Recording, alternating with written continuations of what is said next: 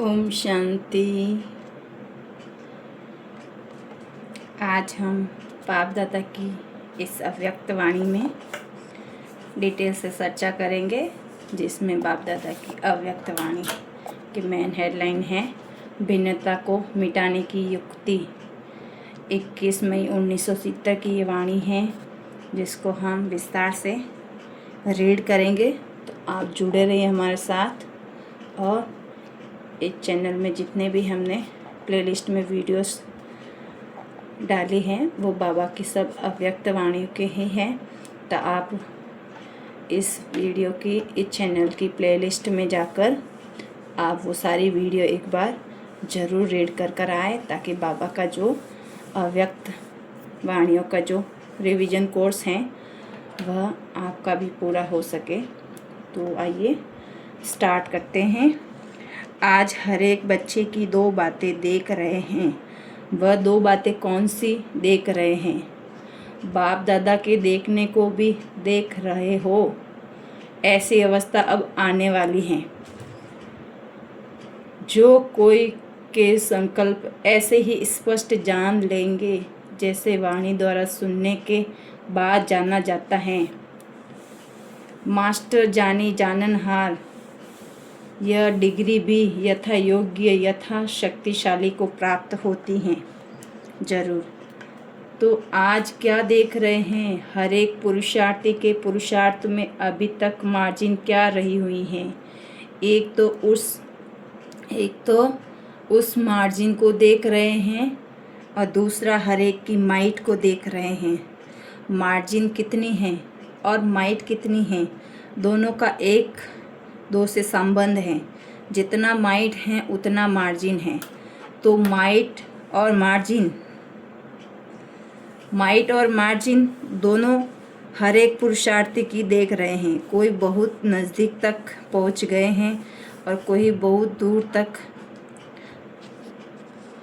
मंजिल को देख रहे हैं। तो भिन्न भिन्न पुरुषार्थियों की भिन्न भिन्न स्थिति देख क्या सोचते होंगे? भिन्नता को देख क्या सोचते होंगे? बाप दादा सभी को मास्टर नॉलेजफुल बनाने की पढ़ाई पढ़ाते हैं। प्रैक्टिकल में भगवान के जितना साकार संबंध में नज़दीक आएंगे, उतना ही पुरुषार्थ में भी नज़दीक आएंगे। यहाँ पे बाबा ने हमें एक बहुत अच्छी पॉइंट्स बताई हैं कि जो प्रैक्टिकल बाप दादा के साकार में संबंध के नज़दीक थे ना, वो पुरुषार्थ में भी नज़दीक आएंगे। अपने पुरुषार्थ और औरों के पुरुषार्थ को देख क्या सोचते होंगे? बीज तो अविनाशी हैं। अविनाशी बीज को संग का जल देना है, फिर फल निकल आएगा। अब तो फल स्वरूप दिखाना है। वृक्ष से मेहनत फल के लिए करते हैं ना, तो जो ज्ञान की परवरिश ली है उनकी रिजल्ट फलस्वरूप बनना है।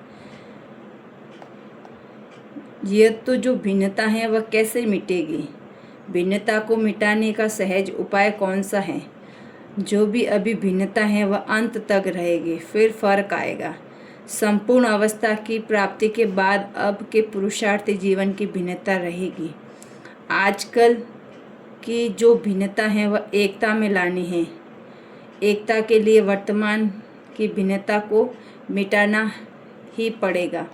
बाप दादा इस भिन्नता को देखते हुए भी एकता ही देखते हैं। एकता होने का साधन है, दो बातें लानी पड़े। एक तो इकोनॉमी, और सदैव हर बात में एक का ही नाम लो। इकोनॉमी और इकोनॉमी वाले बनना है। इकोनॉमी कौन सी? संकल्पों की भी इकोनॉमी चाहिए, और और समय के भी, और ज्ञान के खजाने की भी इकोनॉमी चाहिए। सभी प्रकार की इकोनॉमी जब सीख जाएंगे ना, तो फिर क्या होगा? फिर में समाकर एक बाप में सभी भिन्नता समा जाएगी। एक में तो समाने की शक्ति चाहिए। समझा? ये पुरुषार्थ अगर कम है तो इतना ही ज़्यादा करना है। कोई भी कार्य होता है तो उसमें कोई भी अपनापन न हो, एक ही नाम हो।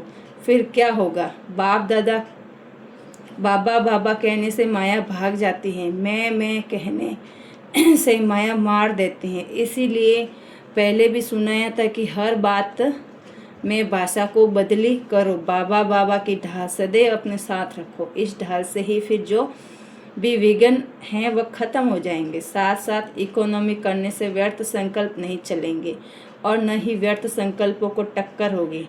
यह है स्पष्टीकरण। अच्छा, जो भी जाने वाले हैं वह क्या करके जाएंगे?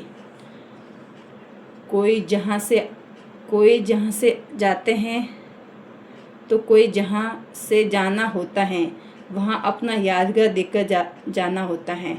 तो जो भी जाते हैं उन्हों को अपना कोई न कोई विशेष यादगार देकर जाना है। सरल याद किसको रहती है मालूम है? जितना जो स्वयं सरल हो गए उतना ही याद भी सरल रहती हैं। अपने को सरलता की कमी के कारण याद भी सरल नहीं रहती हैं। सरल चित्त कौन रह सकेगा? जितना हर बात में जो स्पष्ट होगा अर्थात साफ होगा उतना सरल होगा। जितना सरल होगा उतना ही सरल याद भी रहेगी और दूसरों को भी सरल पुरुषार्थी बना सकेंगे। जो जैसा स्वयं होता है वैसे ही उनकी रचना भी वही संस्कार होते हैं। तो हर एक को अपना विशेष यादगार देकर जाना है। अच्छा, आज बाप दादा ने अपनी वाणी को यही विराम दिया।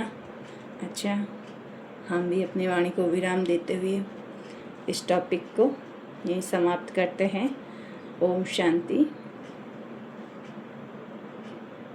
और चैनल अगर आपको अच्छा लगे तो इसको ज़्यादा से ज़्यादा बीके भाई बहनों के पास शेयर करें और इसको आपको इस मूल्य में कुछ भी आपको करेक्शन मुझे करना है या फिर आपको कुछ बेटर चाहिए तो मुझे कमेंट करके ज़रूर बताएं।